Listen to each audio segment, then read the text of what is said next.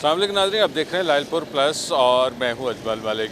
मैं आज दोबारा से मौजूद हूं इंसदाद दहशतगर्दी अदालत के बाहर और यहाँ पे मौजूदगी की एक बड़ी वजह यह है कि फैसलाबाद में 9 मई के 4 मुकदमा दर्ज हुए थे और उनमें से 3 मुकदमात का फ़ैसला जो है वो अगस्त के पहले दिनों में आ गया था और आज जो है वो चौथे मुकदमे का फ़ैसला जो है वो सुना दिया गया है। और इस चौथे मुकदमे में 109 मुल्ज़मान थे, जिनमें से 75 मुल्ज़मान को सज़ाएँ हो चुकी हैं और 34 को उसमें से बरी कर दिया गया है। एक बहुत बड़ा फ़ैसला है और ये मुकदमा है थाना समनाबाद का, जिसमें मुस्लिम लीग नून के रहनुमा हैं और साबिक़ वफाकी वज़ीर हैं। सेनेटर का टिकट उनको मिला है। राना सनाउल्लाह खान उनके डेरे के ऊपर हमले का मुकदमा था।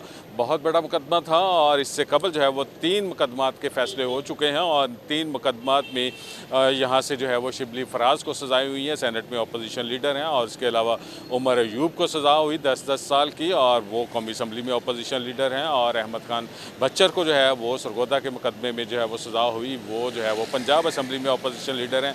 उसके अलावा कंवल शोज़ब को सज़ा हुई और साथ साथ जो है वो सरताज गुल को 10-10 साल की सज़ा हुई है। लेकिन इसके साथ जो है वो आज जो बड़ा फ़ैसला हुआ है वो ये है, 2 अहम रहनुमा तहरीक इंसाफ के जिनको इस मुकदमे में बरी किया गया है, उनमें शामिल हैं फवाद चौधरी और ज़ैन कुरैशी।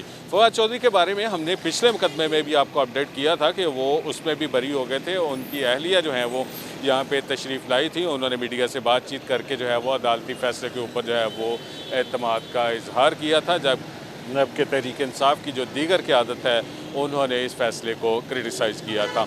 उसके अलावा ज़ैन कुरैशी भी जो है आज मुकदमे में बरी हो गए हैं। इनके अलावा जो है वो 34 दीगर रहनुमा जो हैं वो कारकुनान की बड़ी तादाद शामिल है। और साथ साथ जो है वो NA 102 से, जहाँ से चंगेज़ खान काकड़ MNA हैं, वहाँ से याकूब रासम मुगल जो हैं उनको टिकट के उम्मीदवार थे, बल्कि टिकट उनको मिल भी गया था। बाद में उनको टिकट तब्दील करके चंगेज़ खान काकड़ को दे दिया गया था।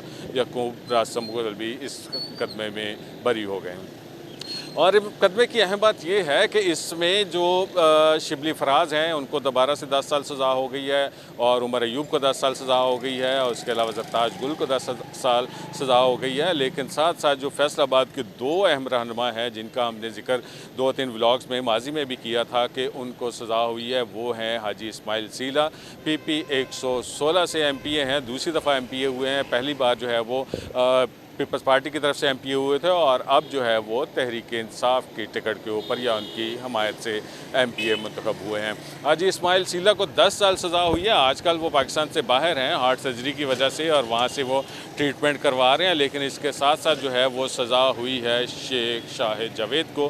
PP 115 से MPA हैं शेख शाहिद जावेद। पहली दफ़ा जो है वो MPA मुंतखब हुए थे और इससे कबल जो है वो PTI के दौर में वासा में डिप्टी वाइस चेयरमैन थे और बाद में जो है वो उन्होंने पार्टी को टिकट अप्लाई किया और मुंतखब हो गए। शेख शाहिद को भी 10 साल इस मुकदमे में सज़ा हुई है। और शेख शाहिद ने PP 115 से मुस्लिम लीग नून के मियाँ ताहिर जमील को शिकस्त दी थी। मियाँ ताहिर जमील जो है वो 2024 के इलेक्शन के बाद से मुसलसल कोशिश कर रहे थे किसी तरीके से जो है वो इलेक्शन ट्रिब्यूनल में चले जाएँ। उन्होंने इंतखाबी अज़्ज़ुरदारी के हवाले से एप्लीकेशन भी फ़ाइल की थी, लेकिन फैसलाबाद में एक फ़ैसला हुआ था, वो था सादुल्लाह बलोच और अली गौहर बलोच के दरमियान।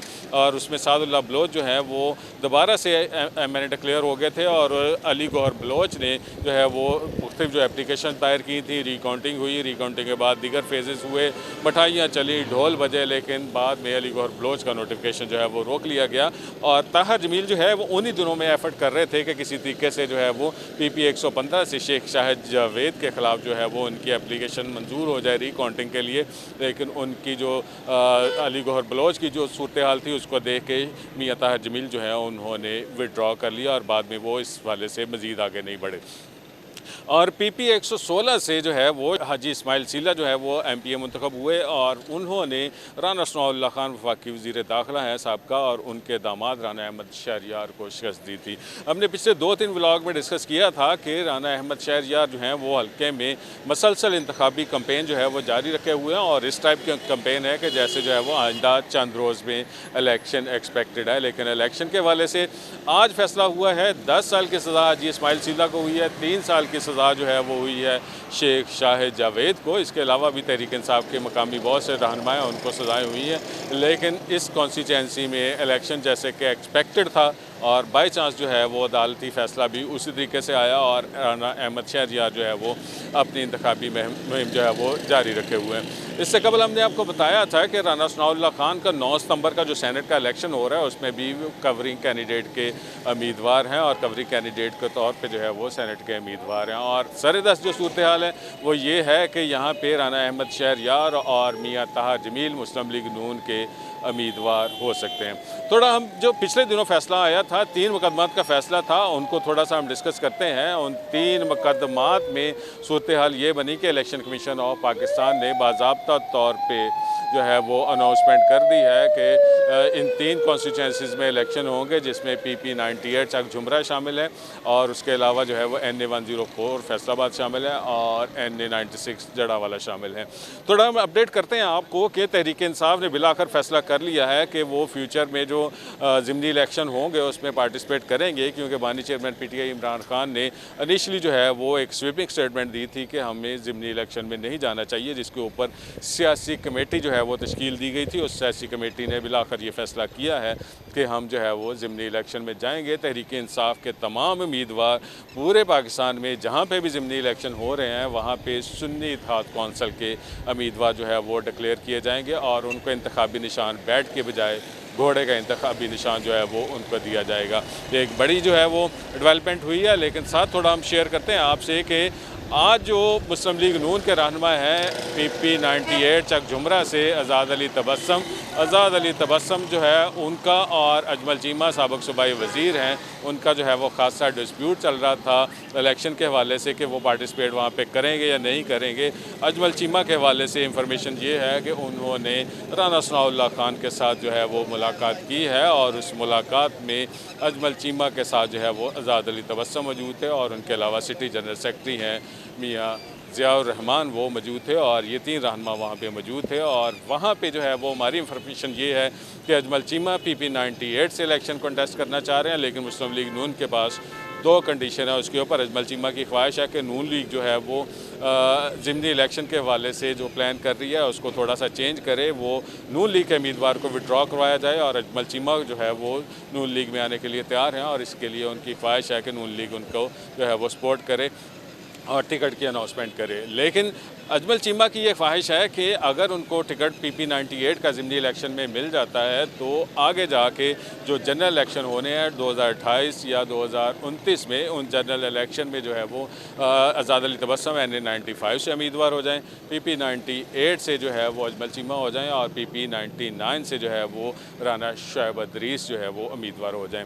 मुस्लिम लीग नून को इस तमाम सूरत हाल के ऊपर 2 एतराज़ात हैं। पहला एतराज़ तो ये है कि नून लीग किसी भी सूरत में जो है वो आज़ाद अली तबस्सम को PP 98 से विड्रॉ नहीं करना चाह रही ज़िमनी इलेक्शन में। और दूसरी उनकी ये कंडीशन है कि अजमल चीमा अगर नून लीग में शामिल हो जाते हैं तो उनको जो है वो बाज़ाब्ता तौर पे हम अगले इलेक्शन के लिए कंसीडर करेंगे और PP 98 के ज़िमनी इलेक्शन के लिए जो है वो कंसीडर नहीं करेंगे। फैसलाबाद के जो 2 कौमी और 1 सूबाई हल्के में इंतखाबात के हवाले से सरगर्मियाँ अरूज पे पहुँच गई हैं और इलेक्शन कमीशन में जो है वो नॉमिनेशंस जमा करवाने का सिलसिला जो है वो शुरू हो चुका है और नॉमिनेशन के हवाले से जो भी अपडेट्स होंगी वो हम आपसे शेयर करेंगे। लेकिन फ़िलहाल जो अपडेट्स हैं वो ये हैं कि इंसदाद दहशतगर्दी की अदालत के बाहर, जहाँ मैं इस टाइम मौजूद हूँ, 4 मुकदमात थे, चारों मुकदमात का फ़ैसला आ चुका है और PTI की मरकज़ी क़यादत समेत जो है वो मकामी कायदीन इस फ़ैसले के नतीजे में जो है वो नाअहल हुए हैं, सज़ाएँ हुई हैं। गिरफ़्तारी जो है वो अभी तक एक भी नहीं हो सकी,